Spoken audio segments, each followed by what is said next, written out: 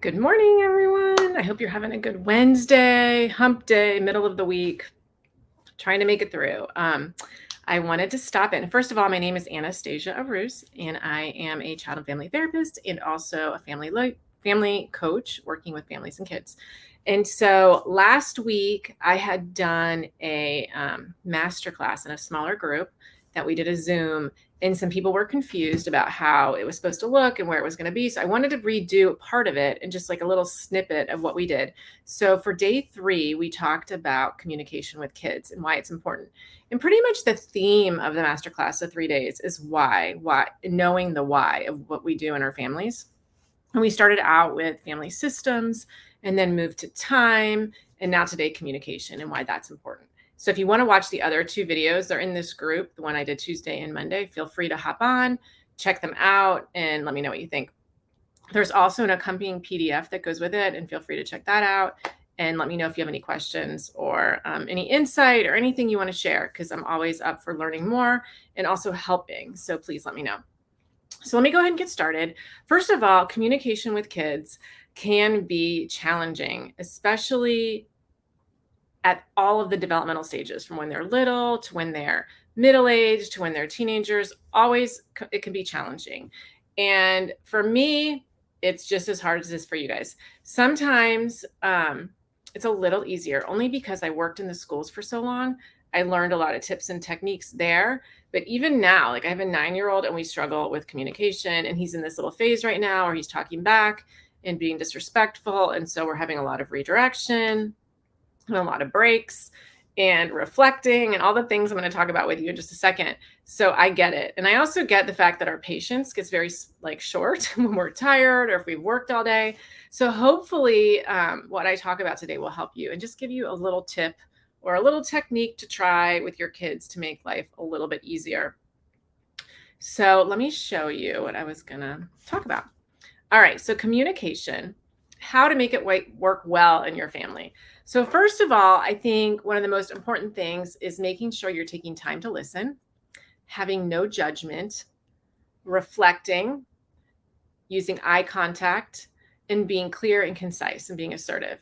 I find, especially in my work with families, that a lot of times as parents, we are not as clear and concise and being assertive as we need to be, because we listen and then we take what the child's saying and kind of go back and forth with them.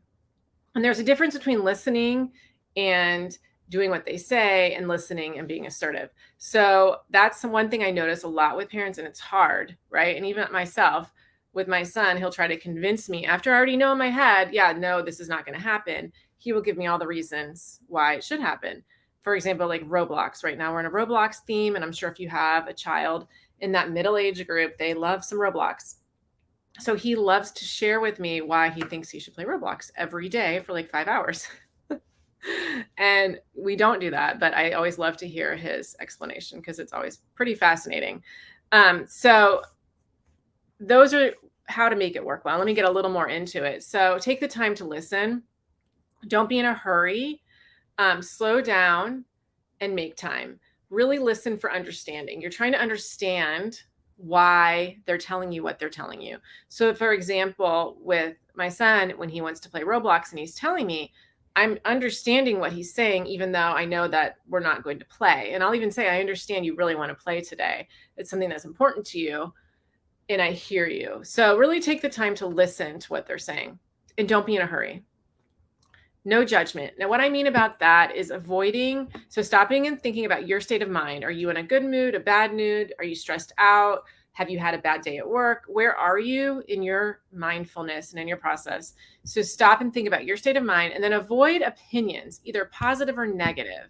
And what I mean by that is, say, here's a simple one. If you have, your child comes in and they have a piece of art that they've done, instead of saying right away, wow, that is the most beautiful art I've ever seen, let them tell you what they think of it. They might not like it. Maybe they thought they could do better. So let them tell you. So you would stop and say, wow, you really worked hard on this today. I can tell by all the coloring you did. You used so many different colors. And look at those lines you drew. Wow, I could tell you spent a lot of time on it. So that is just telling them what you're seeing. You're not telling them what you think of it, right? And then you can ask them, what do you think of it? How do you think you did on this art today? I can tell you spent time. So, and then offer acceptance to whatever it is they're saying. So say they show it to you, but they're not as thrilled. They say, well, I think I could have done better. I didn't have enough time in class. I felt really rushed. Oh, I get it. You felt like this piece of art could have been a little better and you wish you had more time. So I'm accepting what they're saying, right? I'm not saying, no, this is perfect. Like, I think you did a great job. You're accepting what they're saying and you're just listening. You're not offering any judgment. And you're also using a positive body language, meaning your phone is not in your hand. You're looking at them, you're paying attention, and you're not distracted. The other thing is reflecting. And what that means is listening and state their words in your own words. And so what I mean by that is like Roblox. Let's go back to the Roblox example, because this is a common theme in my house right now. I really want to play Roblox. My friend is on right now. He's only going to be on for 30 minutes. And this is the only time I get to talk to him. I really, really want to play. Now, I think it would be really cool if he could play, right? Like, I wish we could, but I don't tell him. I'm listening. But I know we have to get a shower, we need to read, and we also need to get ready for bed. So I know there's no time. So instead of me saying to him, we cannot play right now. We don't have time. You have to take a shower. You need to get to bed and you need to get ready for school. This is not the time to do that. Instead of me doing that, because then that's going to end up in an argument. What I would say was, I would reflect. I hear what you're saying. You really want to play Roblox right now because your friend is on. He's only going to be on for a little bit tonight and you miss seeing him. You haven't got to talk with him in a long time. And it's fun to play with him on the game. I totally get it. And then kind of wait to hear what they say back to you. When you do it that way, you're not triggering them. They're not feeling defensive. And then they're hearing that you're hearing them, right? And so most likely it's going to end in a more positive ending, and you'll be able to do the next steps of what you need to do. Now, if you're new at doing this, it's going to take a while because they're not used to you responding like this. So it's going to take some trial and error at first. Eye contact, making sure, we kind of talked about this a second ago, using your eyes, looking at them, using positive body language, avoiding distractions. So say you're cooking dinner and they come up to you. You could even say, I really want to hear what you're saying. It's really important to me.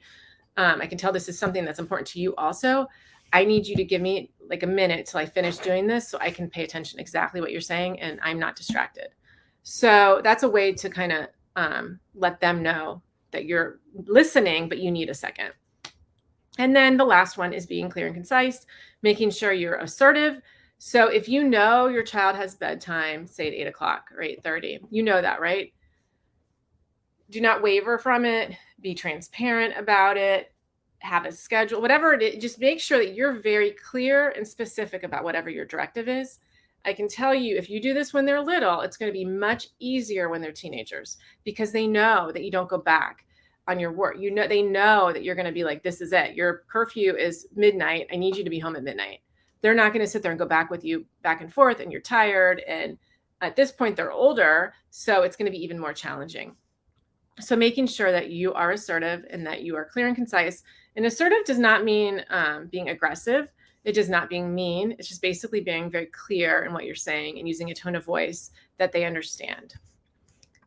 So finally, how is it going to help? So by listening, you're building respect. You're modeling a good habit.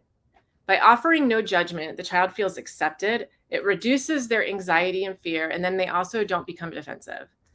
When you reflect, you show you understand and you show that you hear them. When you use eye contact and positive body language, you're paying attention and improves understanding. It also shows love, right? It shows that this is the most important thing to you right now. And then finally, the clear and concise. It reduces manipulation and avoids misunderstanding and it decreases conflict.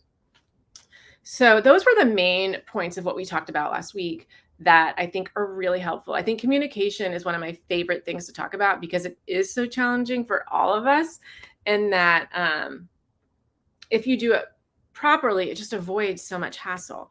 So anyway, I would love to hear your comments. I would love to hear what you think about this. If you have any questions or any insight or thoughts, please let me know. And this is the last little segment for the week. So there won't be any more this week. Next week, we have a whole new program planned in our Healthy Happy Family group. So hope you join us. Usually I'll post a little bit about it in my stories or go live to talk about it if you're interested in kind of seeing ahead of time what it's going to be about. And then always it'll be just in the group. So make sure you check daily and give any feedback if you can. And one more thing, I almost forgot. I'm going to put a link below to a little survey of what you think about this past 3 days if you've been watching it. If you could fill it out and give me opinions, what else you would like to see, what else would be helpful for you, I really need your help with that. I would love to have any insight from you guys. All right. Have a great day, and we'll see you soon. Bye.